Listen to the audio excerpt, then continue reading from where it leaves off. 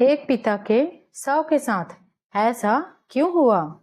एक गांव में दीनदयाल नाम का बहुत ही नेक और दयालु व्यक्ति रहता था। हमेशा दूसरों की मदद के लिए तत्पर रहते थे, इसलिए लोग भी उनकी बहुत इज्जत करते थे। दीनदयाल जी के 2 भाई, 3 बेटे और एक बेटी थी। दीनदयाल के सभी बच्चों के शादियां हो गई थी और सभी अपने विवाहित जीवन में बहुत सुखी थे। एक दिन अचानक दुर्भाग्यवश दिल का दौरा पड़ने से दीनदयाल जी की मृत्यु हो गई।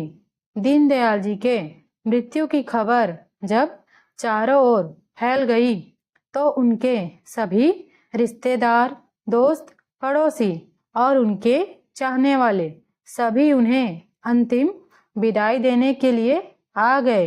बेटी का तो रो रो कर बुरा हाल हो गया था, क्योंकि कुछ महीने पहले ही उसने अपनी माँ को खोया था और आज पिताजी भी इस दुनिया से चले गए।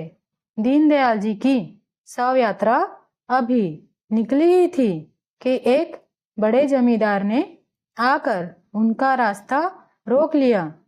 जमींदार के साथ 2 और लोग भी थे जिनके हाथों में बंदूकें थी। जमींदार आते ही कहा, मैं दीनदयाल जी की शव यात्रा को आगे नहीं जाने दूंगा। सभी लोग जमींदार की बात सुनकर आश्चर्यचकित रह गए। घर वाले पूछने लगे, क्या हुआ जमींदार जी, आप शव यात्रा क्यों रोक रहे हो?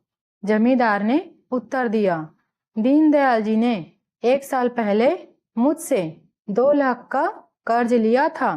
शर्त के अनुसार अगर कर्ज नहीं चुकाया गया तो जमीन मेरे नाम पर कर दी जाएगी या फिर दीनदयाल जी के परिवार वाले कर्ज का भुगतान करेंगे।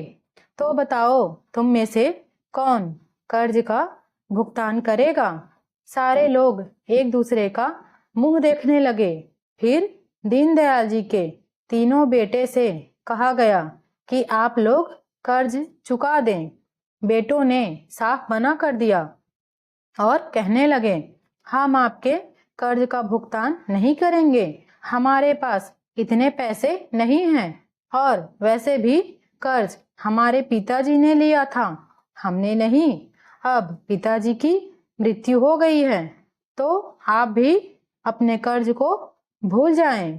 जमींदार ने कहा, मैंने सुना है कुछ दिनों पहले ही बंटवारे में तुम तीनों को अच्छी खासी रकम मिली है, तो इस समय तुम्हारे पास पैसे होंगे ही।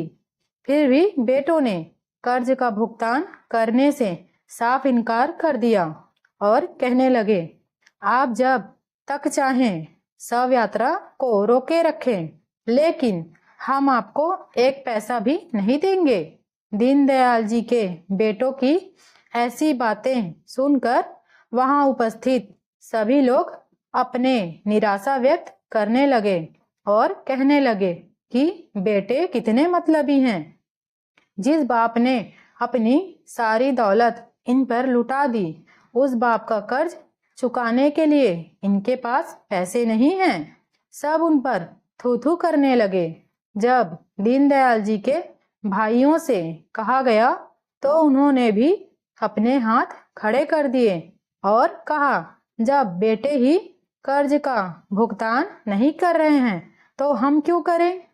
जब यह बात बेटी को पता चला तो वह दौड़ते हुए आई और जमींदार के सामने हाथ जोड़ते हुए कहने लगी, जमींदार साहब, जितना भी कर्ज होगा उसका भुगतान मैं कर दूंगी, लेकिन आपसे अनुरोध है कि आप मेरे पिताजी की शव यात्रा को ना रोकें।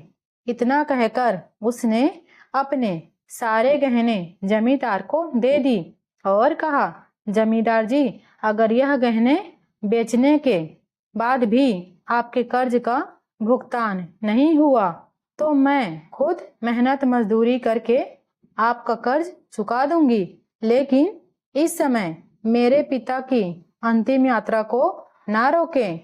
पिता के प्रति बेटी का प्यार देखकर जमींदार की आंखों में आंसू आ गए। जमींदार ने कहा, अरे नहीं नहीं बेटी, तुम्हें यह सब करने की कोई आवश्यकता नहीं है, क्योंकि सच यह है कि 1 साल पहले मुझे पैसों की बहुत आवश्यकता थी, तो तुम्हारे पिता ने अपनी जमीन का एक हिस्सा बेचकर मुझे पैसे देकर मेरी मदद किया था। तुम्हारे पिता तो बहुत दयालु थे, उन्होंने मुझसे कभी सूद का 1 रुपया भी नहीं मांगा। मैं तो उनके पैसे लौटाने आया हूँ, लेकिन इससे पहले कि मैं तुम्हारे पिताजी को उनके सारे पैसे लौटा देता, उनका देहांत हो गया। अब मुझे यह समझ नहीं आ रहा था कि मैं पैसे किसे दूं, कौन इसका असली हकदार होगा। मैं चाहता था कि यह पैसे सही हाथों में जाए, इसलिए मैंने यह सब नाटक किया। मुझे माफ करना कि मैंने तुम्हारे पिताजी की अंतिम यात्रा रोकी। पिता के प्रति तुम्हारी प्रेम और जिम्मेदारी देखकर मैं समझ गया कि पैसों के असली हकदार तुम ही हो, और आज तुमने साबित कर दिया कि बेटी बेटे से ज्यादा माँ बाप को प्यार करती है। तुम्हारे पिता नहीं रहे, परंतु मैं यह कर्ज की राशि तुम्हें लौटाना चाहता हूँ और अपने सिर से कर्ज का बोझ उतारना चाहता हूँ। तुम यह राशि ले लो और मुझे कर्ज से आजाद कर दो। यह कहकर जमींदार ने पैसे दीनदयाल जी की बेटी के हाथों में दे दिए और वहां से चला गया। और यह सब देखकर दीनदयाल जी के बेटों और भाइयों के सर शर्म से झुक गए। आशा करती हूँ आपको यह छोटी सी कहानी पसंद आई होगी। इस पर आपकी क्या राय है हमें कमेंट में जरूर बताइए। कहानी को लाइक एवं शेयर करना बिल्कुल भी ना भूलिए। चैनल पे नए हो तो कृपया सब्सक्राइब कर दीजिए। वीडियो को अंत तक देखने के लिए धन्यवाद।